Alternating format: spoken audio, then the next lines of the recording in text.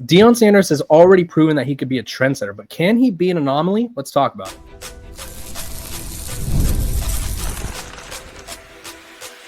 You are Locked On Buffs, your daily podcast on the Colorado Buffaloes, part of the Locked On Podcast Network, your team every day. Welcome to Locked On Buffs, boys and girls. Today's episode is brought to you by Monarch Money. Take control of your finances with Monarch Money. Use code LOCKEDONCollege at monarchmoney.com for 50% off your first year. I'm host Kevin Borba. Joining me today is Locked On College Football, Spencer McLaughlin. Spencer, you talk all things ball, and we got to talk college football because, in a way, we already know who's going to win the championship today. Kind of. At least we've narrowed it down to 18 teams. Bud Elliott over at CBS released his blue chip ratio. And for those of you who don't know, the blue chip ratio tells you exactly how many teams can actually win a title based on historical trends. And historically, every year since 2013, the team who has won the title has had a roster made up of 4 or 5 stars. They've had at least 53% of the roster be 4 or 5 stars. I probably worded that weird, but basically, you have to have a lot of 4 and 5 stars to win the championship. Shocker. Spencer, there's a couple things I noticed about the blue chip ratio. For starters, Big 12, and this is in Bud Elliott's words, had no teams, and they're not even close. You could put together the 2 top Big 12 teams, and they still wouldn't be close. So that's a little defeating. That being said, with the House versus NCAA settlement, Bud did flirt with the idea of, like, there's a route that eventually someone could possibly contend with the transfer portal, which we're looking at Texas Tech and Colorado. I want to get your thoughts because I do think there's a path for Deion Sanders. He has to perfect his transfer portal route or path. Do you think this could be a viable route for Colorado to contend for a title, assuming all things are clicking? Well, I don't know that I'm expecting Colorado to just jump up and contend for a national championship. These things take time. I think you got to walk, or you got to crawl before you can walk. So I think that for Colorado, where their focus should be is winning the Big 12, getting to the Big 12 championship game. Like, get there first. Show that you are capable of outperforming everybody else for a 12-game season except one other team, go to a Big 12 title game. Like, before you start thinking about that next step, because I think you can start to misinterpret what expectations should be if you start thinking, well, could Colorado get up to the... Of course you want Deion Sanders to get them there eventually. To say that there's a quick fix to getting to the highest level of college football, I don't think that it exists. Now, that doesn't mean that Colorado with, a portal-heavy roster each year can't do that. I think they're the best Power 4 example of a school that is trying to build its roster and its depth year in, year out through the portal. Not just, a bunch of one-year stopgap guys, but bringing guys in and then having them there for 2 or 3 seasons after they've transferred from somewhere else. That's obviously where Colorado's heads are at, because high school recruiting-wise, they pull a couple of good prospects and then they're like, we're not really going to build through it, right? So it is a big, grand experiment in the college football landscape. But whether you're doing it through the portal or through the high school ranks, you can't expect to have done it by year 3. Now, I think, with what Colorado did last year, the expectation to compete for a Big 12 championship, I get why plenty of fans would have that. I don't have that personally, because I think Shedeur and Travis just did so much last year that Colorado, to me, is ripe for a pullback sort of season. And I'm sure Buff fans will love hearing me say that here on Locked On Buffs, and will have nothing to say to me about it. But my Twitter handle is at smclaughlincfb. Tweet at me anytime. So I think that for Colorado, you can't make a distinction on the experiment, even this year, really, because so far, being portal heavy and not having big high school classes, and I mean, you know better than me. Who's the highest profile high school recruit after Jordan Seaton that Deion Sanders has gotten? Juju Lewis, probably. He's a 5-star quarterback. Okay, I should have known that off the top. But still, it's one guy. Yeah, exactly. Like it's a couple one or a couple guys cycle, and it's not the foundation of their roster. But I mean, so far, the evidence is that yes, you can. You can't argue that Colorado hasn't gotten better every year since Deion Sanders got there. There's no way to argue otherwise. Now, of course, that included Shedeur and Travis Hunter, but again, I think that 2024 Colorado would have beaten 2023 I don't know if the 25 version would have beaten 24 because Shador and Travis are just phenomenally exceptional players, of course. But I think that for the Buffs, if they go out this year and win 7-8 games, that's still this working. That's still you had a blip, I think, above what your overall potential was because you had two legitimate NFL guys right there that were just unique in a lot of ways. A Heisman Trophy winner, like where's the next Heisman Trophy winner? Juju maybe? That's probably a couple of years away, right? Because Caden Salter's likely going to start this year. So roundabout way of saying I think that Colorado's evidence so far is you can. Can it get to the next level? I don't think we can make that determination for a couple of years. Right. And I think to circle back to my original question, probably poor phrasing on mine, it was more like a futuristic, like, can they do it? Not this year, because I think this year they're a 7-8 win team. That's sort of been my record prediction through and through. That being said, I just look at sort of Deion Sanders' method. And I think the only way I would tweak it, because he's committed to the portal, right? At Big 12 Media Days, he said 40-40-20, which 40% grad transfers, 40% undergrad transfers, 20% high school recruits, right? If he could really key in on that 20% high school recruits where it's like, hey, we're bringing in 12 guys and they're all 4 to 5 stars, that'll make a difference over the years, right? That'll be a huge difference in comparison to programs who you bring in a couple 3-star stragglers, right? Now, obviously, you can't be picky and reject certain guys if they want to go and you're not building a class. But I do think if there's any team in the Big 12, because let's look at it from a holistic perspective, I think there's 2 teams that have a chance to be the anomaly, right? It's Colorado, it's Texas Tech. Texas Tech is the biggest spender in college football right now, or one of the biggest spenders.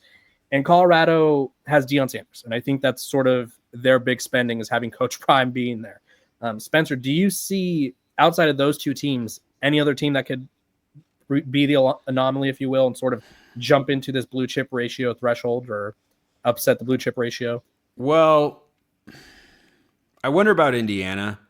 Okay. Like they used a lot of transfers in Kurt Cignetti's first year. I don't know if that's their long-term vision. Might have to strike up a conversation with Jacob Goins of Locked On Hoosiers about that idea. But I don't think there are any other major disruptors right now. Like BYU is interesting. I don't know that they're necessarily incapable, frankly, of getting closer to that blue chip ratio or being right there because – I mean, you look at the way they're recruiting right now. They've got Brock Harris. They've got Ryder Lyons. They got Jax Tanner. I mean, they've been rolling in the blue chip prospects over the last couple of months. It is really noteworthy that, they've had these high profile recruiting wins. And certainly, there is an LDS connection with some of those guys where they have an advantage. But the state of Utah is not getting worse at producing high school talent. It's getting better. It's growing, it's growing, it's growing. And if you have NIL, you can compete for some more kids nationally than maybe you otherwise would have been. And BYU does seem to have a legitimate financial commitment in there. So I'd throw them into the fold. There's no one else that like pops to mind that has a multi-year trend. Because look at USC. They right away were, here's a big transfer portal class, bringing guys from Oklahoma like Caleb Williams and Mario Williams and a bunch of other guys. And then they brought in more. And their high school recruiting was, it was fine. It was underperforming. It wasn't bad, but it wasn't great. And after 2 years of diminishing returns, Lincoln Riley has now decided, hey, maybe we should build our roster through the high school recruiting ranks. And what do you know? They have the number 1 class in all of college football, hired a GM from Notre Dame. They made those sorts of changes. I don't think any program is exactly the same. I don't think there's only one way to win depending on what you're counting as winning. For a national championship, we've only seen one model. You have to stack top 5 to 10 high school classes for a 3 to 5 year stretch, and then you've got to have some good quarterback play and a veteran coaching staff. That's been the model for quite a while at this point. You go back to the last several champs. Ohio State checks those boxes. Michigan wasn't top 5 to 10, but was top 10 to 15 for several years before they won it all. Georgia 2 years in a row, they checked that box. Alabama checks it. LSU checks. Like, you just keep going and going and going. That's been the formula. So I think I still need more information before I can make a declarative statement of it can or cannot work.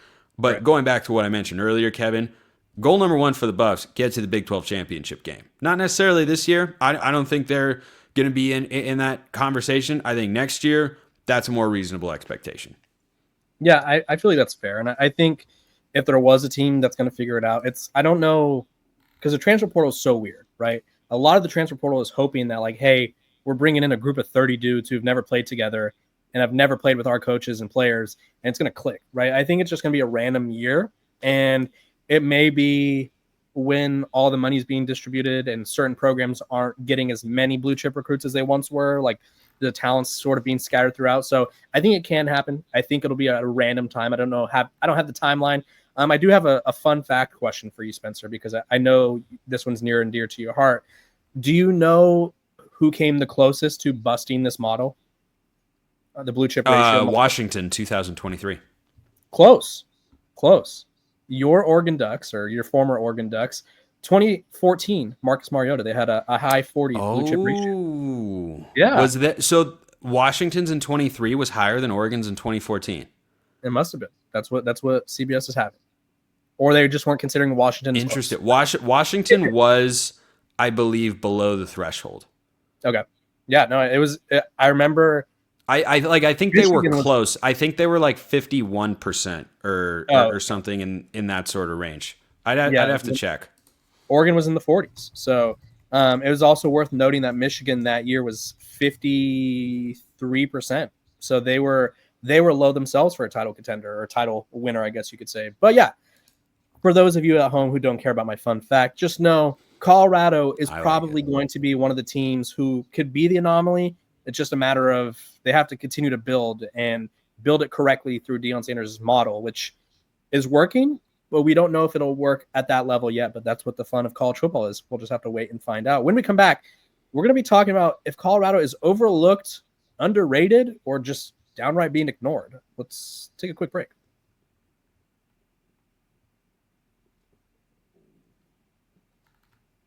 This episode of Locked On Buffs is brought to you by Monarch Money. Ever wish managing your money felt easier with Monarch Money? It can. Yes, whether you're growing your savings, yes, we all need to save money, or planning a big purchase like a wedding, a house. Shout out. Monarch Money puts you in the driver's seat. It's like having your own personal CFO, giving you full visibility and control over your finances. Monarch Money is more than a budgeting app. It's a complete financial command center. You can track all your accounts, investments, and spending in one place. So in addition to managing your money, you're also building your wealth. My favorite part about Monarch Money, it's sort of shows you your bad habits, right? You get a little lazy in the kitchen. You're like, I don't want to cook this week. And you start DoorDashing here or there. And then all of a sudden you spent a few $100 on DoorDash, right? Monarch Money is going to be like, hey, dude, you're trying to save for this. Like maybe chill out on the local Mexican food, right? Maybe cook something. Maybe go unfreeze something that you bought from Costco, right? That's what Monarch Money is here to help you do. So take control of your finances with Monarch Money. Use code LOCKEDONCollege at monarchmoney.com for 50% off your first year. That's monarchmoney.com. Code LOCKEDONCollege for half off your first year.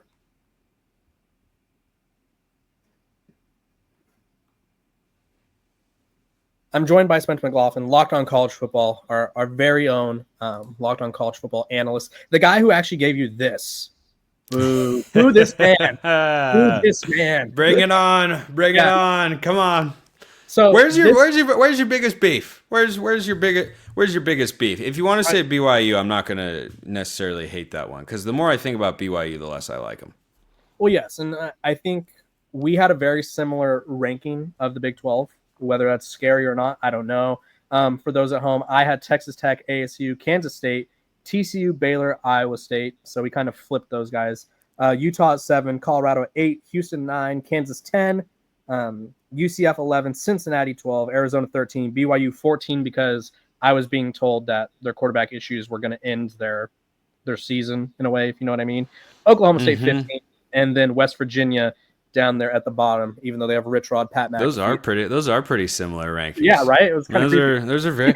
You know, I get a lot of flack here from Locked On hosts about graphics and things like this. And anytime someone comes on my show, you know what I most often hear, Kevin, when I say, "Hey, what do you think of my conference power rankings?" Yeah. Pretty reasonable, actually.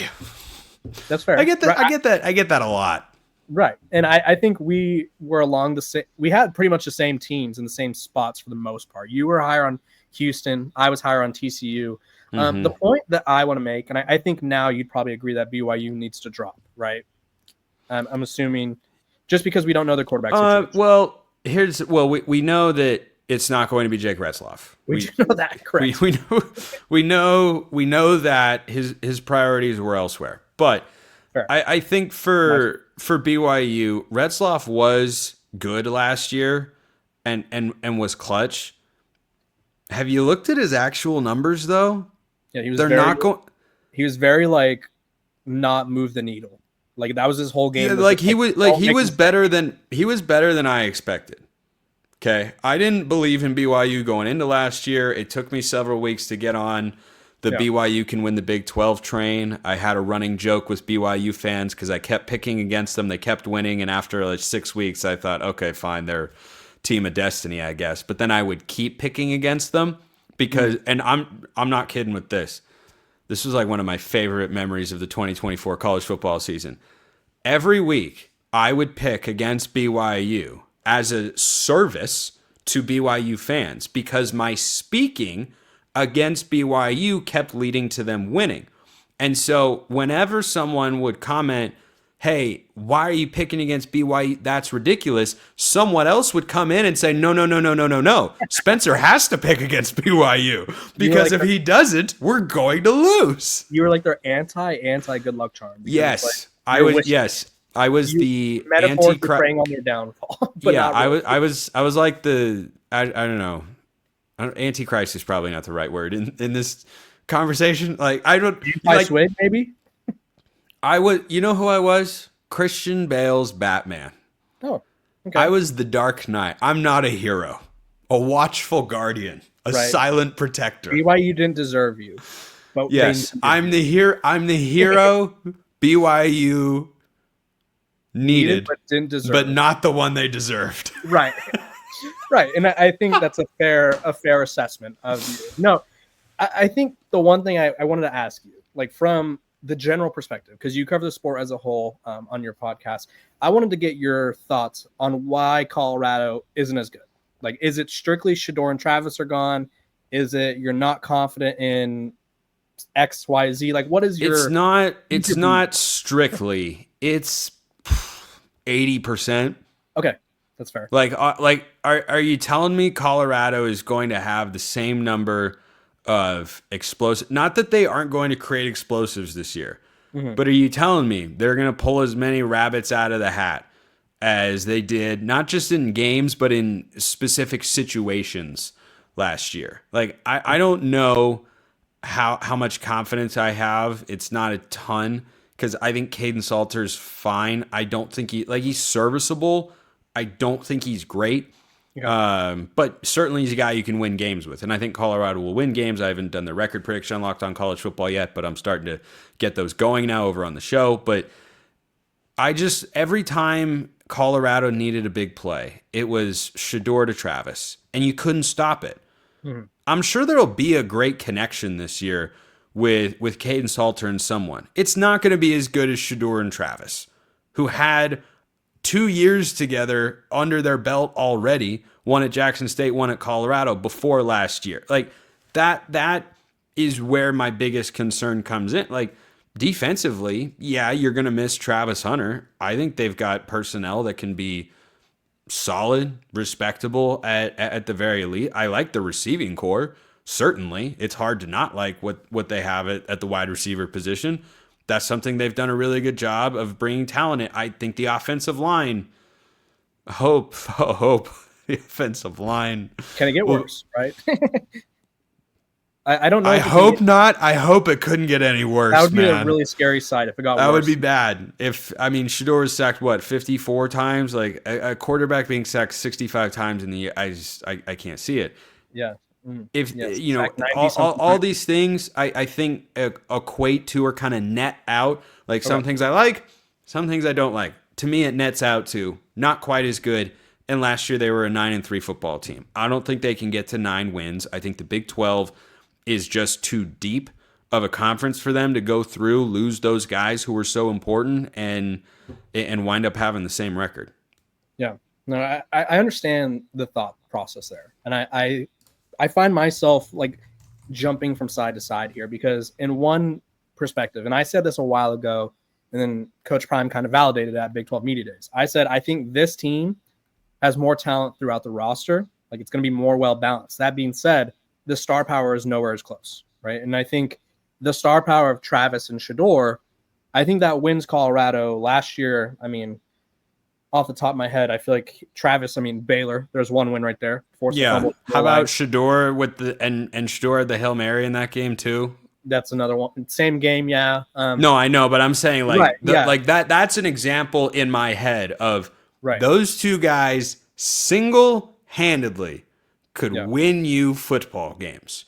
Right. Who's that coming from this year? Where are you getting that sort of star power production? I guess we'll find out, but man, I don't know who's going to be as good as those two guys were.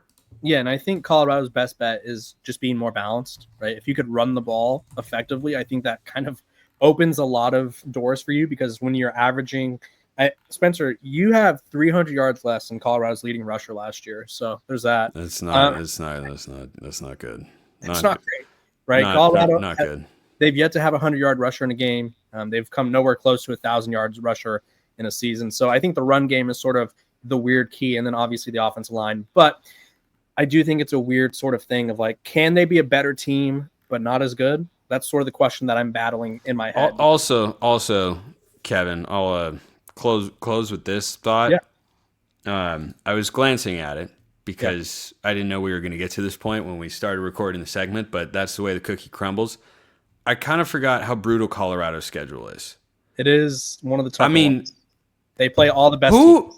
Who made this schedule for throw my Big 12 preseason power rankings again. So number one team is Texas Tech. At least they're not on the list. But you've got Houston, who I have ahead of Colorado. You have BYU. That's a very winnable game at home. Mm-hmm. TCU, who I think is ahead of Colorado. Iowa State, runners up in the Big 12.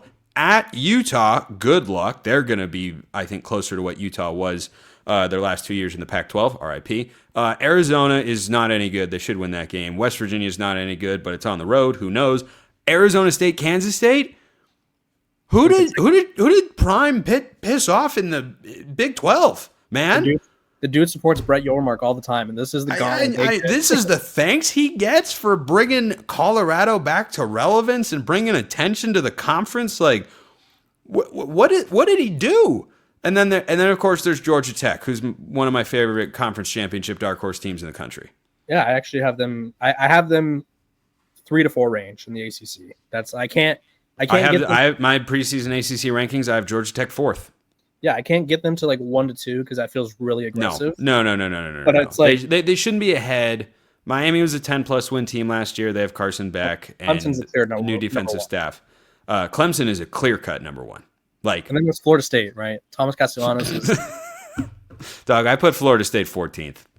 Dude, Coach Prime's alma mater. Not really, because he doesn't even claim them anymore. But this isn't a show for slandering Florida State and their beef with Coach Prime. It's a show where we cover all things Buffs. And Spencer, I appreciate you hopping on and talk some Colorado football.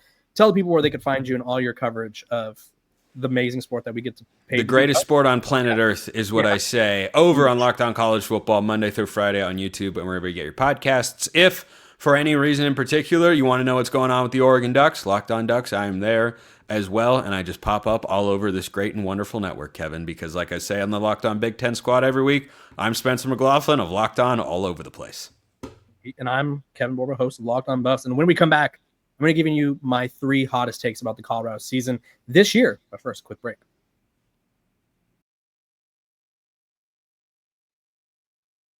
Welcome back to Locked On Buffs. Appreciate you guys for tuning in every single day, making me your first listen of the day. We are free and available wherever you get your podcasts. So hit that like button, hit that subscribe button, hit that follow button, give me 5 stars wherever you listen to your podcast so that way we can continue to have some fun covering the Buffs. Let's go. I promised it before the end of the last segment, and now we're going to deliver 3 hot takes for the Colorado Buffaloes this upcoming season. Let's start off with, I think I'm going to go in order of least hot to most hot, I guess you could say. I don't know. I feel like they're all pretty spicy, pretty hot, though. Let's start with Caden Salter. I think one of the biggest reasons that Colorado was attracted to him was his ability to make plays with his legs. I think his legs, his mobility, his athleticism, it opens up things for the offense that Colorado, quite frankly, hasn't had in the past few years, right? They had Deion Sanders, who was mobile in the sense of he can move around the pocket, but he was never a guy who was going to frequently punish teams with their legs. He was never a guy who teams had to game plan for his legs, right? I think he ran more at Jackson State than he did at Colorado. That being said, he didn't really run that much at Colorado.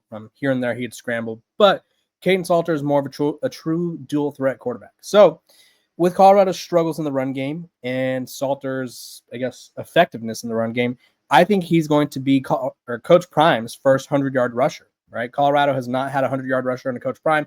In fact, they haven't had anyone crack 400 yards rushing on a season. So he's done it before, right? He did it, let's see, it was 4 times during the 2023 season. He rushed for 165 yards in a game, 118 yards in a game, 117 yards in a game, and 160 yards in a game. And Liberty's record in those games, 4-0.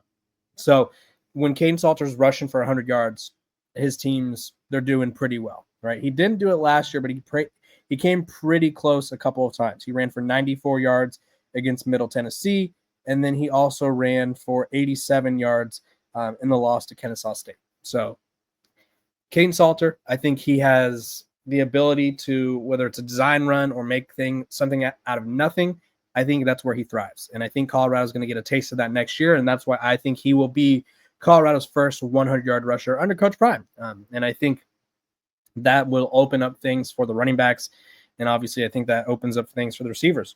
Because if you have to worry about Kaidon Salter running the ball, everyone's going to have an eye on him, or everyone's going to be weary of him taking off and scrambling. So that's my first hot take. Second hot take. The Buffs led the Big 12 in sacks last year, right? I think that was one of the more underrated stats of the season, just because you focus on Shedeur, you focus on Travis, which, I mean, not a bad thing by any means. But they had 39 sacks. They did lose B.J. Green, who led the team in sacks with 7.5, but they do return Arden Walker. They do return Keaton Wade, who had 4 sacks in, let's see, I think it was like 4 or 5 games, right? Yeah, he had 2 sacks against Arizona. 2 weeks later, he had 1.5 against Texas Tech. And then 2 weeks after that, he had half a sack against Oklahoma State. So Keaton Wade only played in 6 games and had 4 sacks. You double that, he plays in 8 or 12 games, he has 8 sacks, just based off the trend, if you will, right? So Keaton Wade is due for a big year. Samuel Kunlola is due for a big year. He had 3 sacks last season. Arden Walker had 4.5. You also factor in that the guys that they brought in via the transfer portal, obviously Quincy Wiggins was an addition last year, but we didn't see much from him. But Quincy Wiggins is a guy who maybe he gets into the mix, right? Jaheim Otis is a guy who's going to be a disruptor for the Buffs. So Colorado, I think, has an opportunity to lead the Big 12 in sacks again. I think I just feel like that's going to be one of the main points of emphasis for Robert Livingston's defenses are getting to the quarterback, right? Every quarterback struggles when they're constantly under pressure, and Colorado has an opportunity to really be a team that frequently has the quarterbacks on the run. And they didn't add any pass rush first guys in the transfer portal, so that tells me they're confident in their group that they have on campus and the true freshmen that they brought in as well, who, I mean, London Merritt, who they flipped from Ohio State, is a big one, right? He's a guy who will probably see some early playing time. And then they have other guys like Alexander McPherson, who's probably going to be making an impact as well. So I think Colorado has an opportunity to consistently be one of the better pass rush teams in the Big 12. They laid the groundwork last season. They returned a bunch of guys this season, and now let's see if they can put it all together. And then finally, I think Colorado upsets at least 2 ranked teams this season. So if you guys weren't aware, Colorado has one of the more difficult schedules, I think you could say, in the country. I imagine, just looking at the preseason, sort of where FBS schedules has these teams ranked, they're currently slated to play BYU, who's currently expected to be ranked, obviously with Jake Retzloff, that may change. Iowa State, Arizona State, Kansas State. I expect Utah to be ranked, and I expect Georgia Tech to be close. I feel like Georgia Tech could sneak in at 25. So I think Colorado upsets 2 ranked teams this year, right? I think Coach Prime is still, if I'm not mistaken, no, they beat TCU, I believe. I don't remember if TCU is ranked, though. Let's fact check that before. Yeah, they were ranked, but they haven't beat a ranked team since, and they also haven't beat a team that stayed ranked. So like a really good ranked team, I guess you could say. So I think Colorado takes down 2 of these teams. I'm not sure which one. I think right now, if I had to guess, you get Iowa State at home. That seems very winnable. And then you get Arizona State at home. And Arizona State Colorado played them close a couple years ago. I think Arizona State's going to take a step back without Cam Scatterbo. So I think those would be the teams. And also Kansas State, Colorado probably should have beat them last year. So I think they have an opportunity to beat them this year. So those are my 3 hot takes for the Colorado Buffaloes this upcoming season. You guys comment below. Give me your scorching hot take about the Colorado Buffaloes, so that way we could talk about them. And I will give you my favorite one next week, as I'm going to start doing sort of a comment, question, Q&A vibe again, because I think you guys had a lot of fun with that. So if you have any questions, comment them below. If you have any hot takes, comment them below, and I'll go over my favorite hot take and grade them on which is the hottest and most likely. So appreciate you guys for tuning in to Locked on Buffs, making me your first listen of the day. We are free and available wherever you get your podcasts. So make sure to like, subscribe, and follow, and I will see you guys next episode.